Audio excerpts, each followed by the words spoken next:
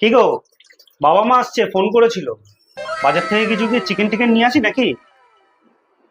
না না, এত রাত্রিবেলা তোমাকে আর চিকেন আনতে যেতে হবে না, ভাত ডাল আলু ভাজা রান্না হয়ে গেছে, এটাই খাইয়ে দেবো। এতদিন পর ওনারা আসছে, শুধু ভাত ডাল আলু ভাজা খাওয়াবে? আরে বয়স হয়ে গেছে, একটু বোঝো, ভাত ডাল আলু ভাজা খেলে শরীরটা ভালো থাকবে।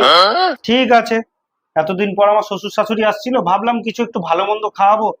ঠিক আছে, ভাত ডাল আলু ভাজাই খাই। কি আছে? আমার বাবা মা আসছে বলবে তো এতক্ষণ ধরে, তাহলে একটু মাটন নিয়ে আসো, মাটন কষা আর পোলাও বানাই।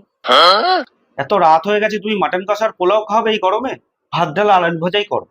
তাহলে একটু চিকেন এনে দাও, চিকেন আর ভাত করি।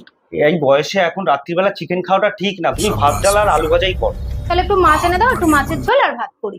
না, প্লেন ভাত ডাল আর আলু ভাজা, কোনো রিচ নেই।